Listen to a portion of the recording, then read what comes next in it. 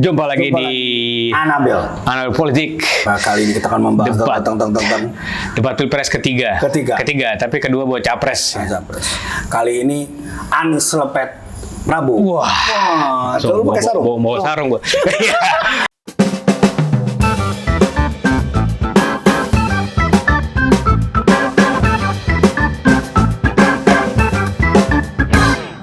Mau gue selepet juga nih bang, ya kan? Jadi deh. Cuman omon-omon bang.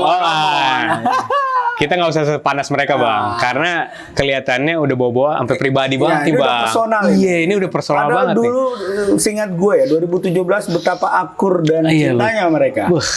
Ya kan? Bener tuh.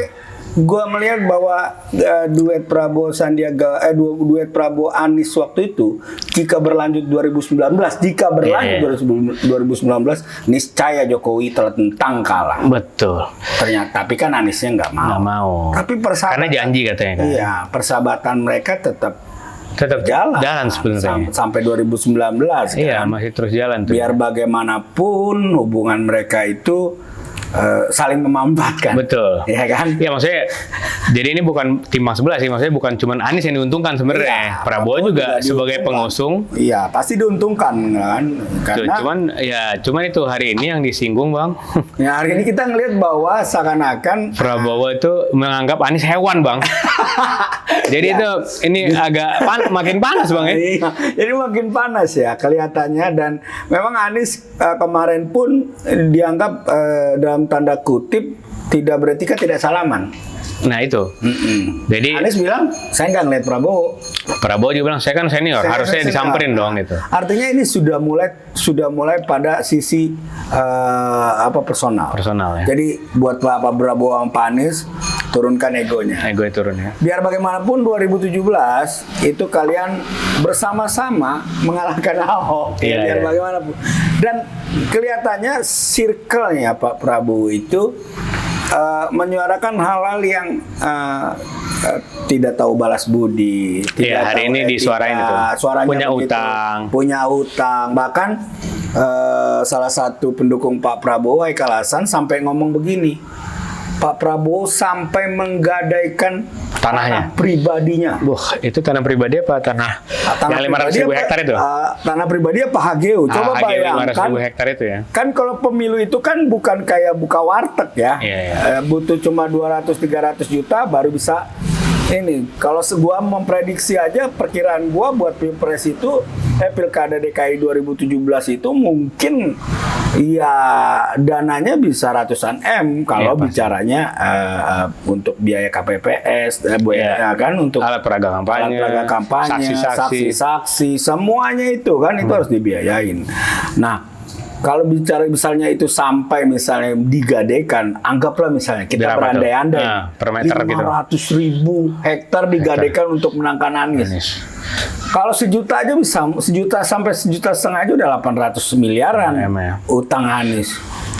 Utang Anies dong jatuhnya kan. Dia menggadaikan dan gua bertanya-tanya menggadaikannya ke siapa?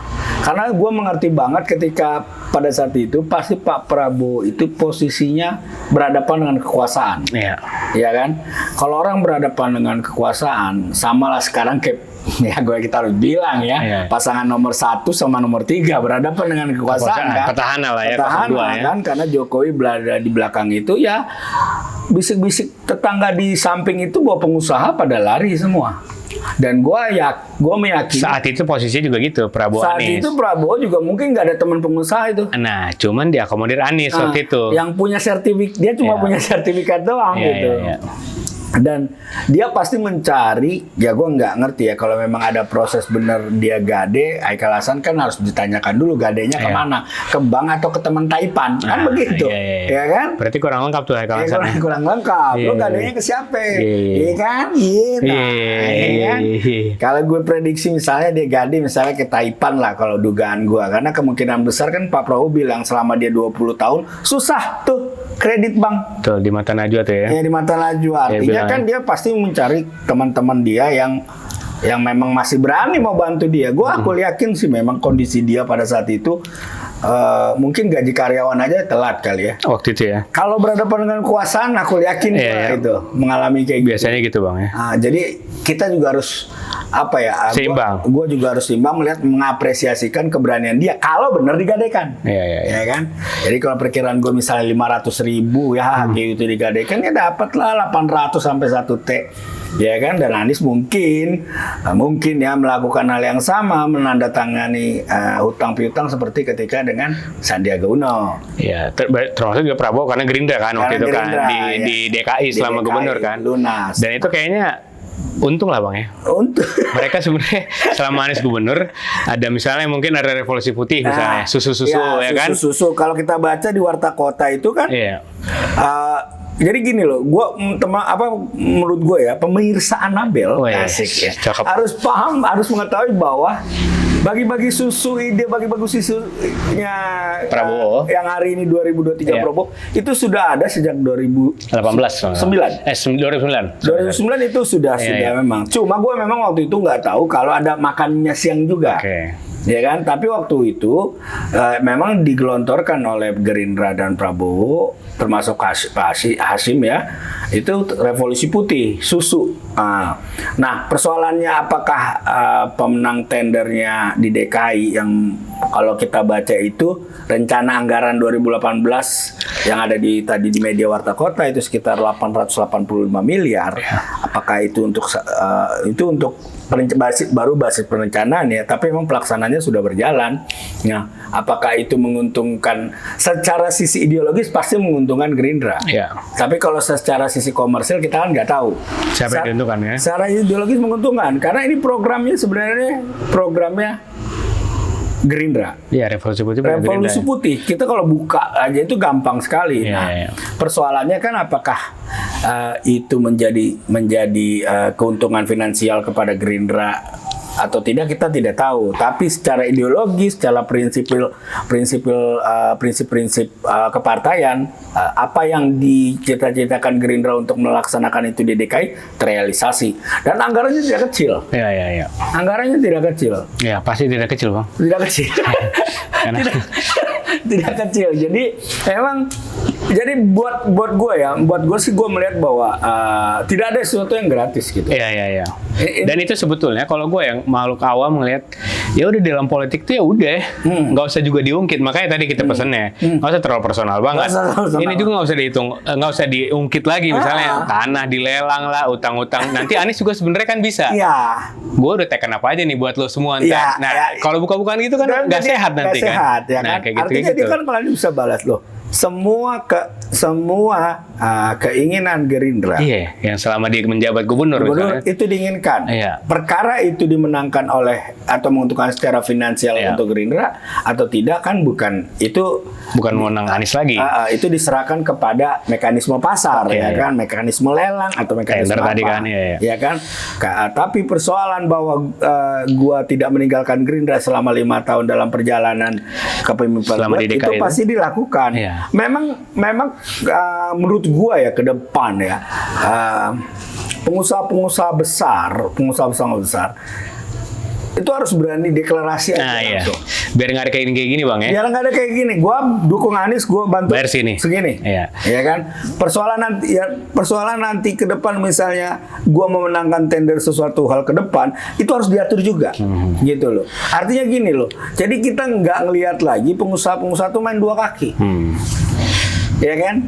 Dan itu kayaknya susah sih Bang ya. Susah. Tapi menurut gua itu sesuatu yang harus mulai. Harus ya kebijakan. Mungkin di negara maju udah ada beberapa ya. Mungkin. Nah, karena gini, gua ngelihat gini loh. Tetap aja kok ketika misalnya kalian diam-diam membela, misalnya diam-diam membela ya, ternyata yang kalian bela dukung kalah, tetap juga kok sebenarnya rumor-rumornya kalian nggak dapat kebagian kue juga. Iya. Ya kan? Yang kebagian kue juga yang menang, mendingan buka-bukaan aja gitu loh.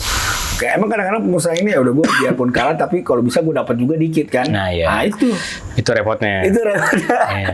Nah, jadi memang benar. Jadi poinnya benang merahnya nih buat Anabel politik.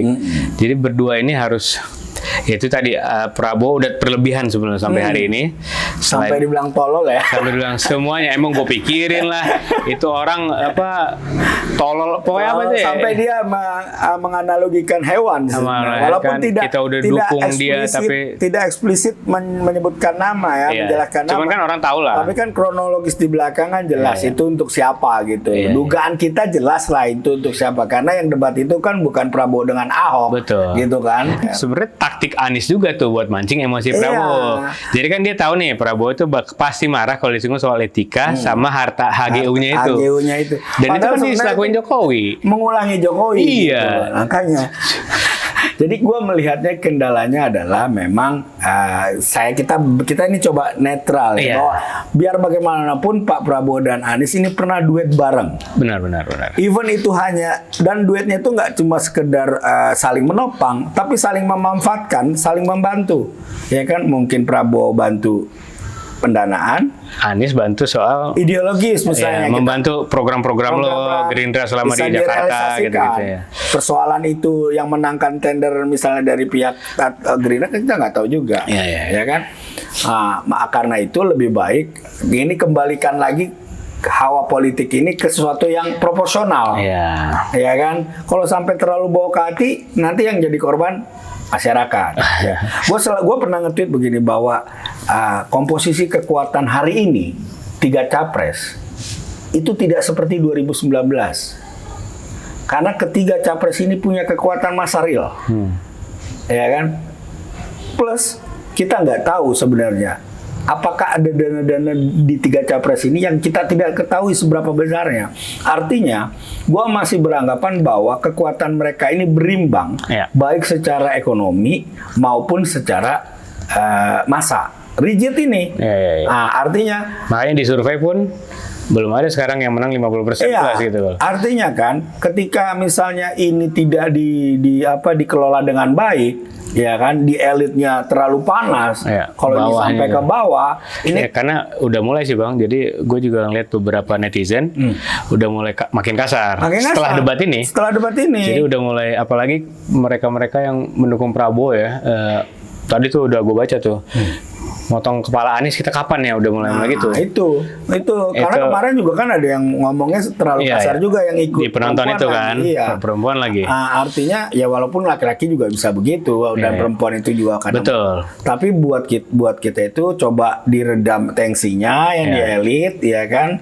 Apalagi kan kalaupun udah selesai, siapapun itu ya harus salaman. Harus salaman gitu loh. Nah kemarin jadi Pak Prabowo jadi kalau bisa Kak Anies tetap joget tapi salaman gitu loh. Itu keren loh. Itu jadi gemoynya balik lagi. Sebelumnya kan sempet udah mukanya udah yang di repost sama Erick Thohir itu yang aduh kesian banget si bapak, ada yang sampai nangis-nangis gitu loh. Terus hari ini tertutupi dengan Prabowo yang depan pendukungnya tiba-tiba langsung Anies dengan kelihatan sangat keras. Jadi hilang banget tuh gemoynya. Makanya menurut gue ya itu udah mulai harus redam. Itu saja pesan dari kita ya. Dari kita ya. Ini udah terlalu panas jadi kita cooling down semua. Karena gini, kita perlu patut ingat bahwa semua masanya Prabowo dan Anies itu 2019-2017 itu irisan. Irisan ya. Jadi kita perlu cooling down gitu. Karena yang cengir Ganjar berarti. Ganjar. Oke. Itu ya aja. Mas Ganjar senyum-senyum nih, ngeliatin juga senyum-senyum dia. Ganjar merasa, nih gue kayaknya wasit padahal gue pemain juga kan dia. Oke, kita bakal bahas soal mungkin nanti sedikit Jokowi dan Ganjar. Jokowi dan Ganjar. Sampai jumpa di Anabel. Sampai jumpa berikutnya.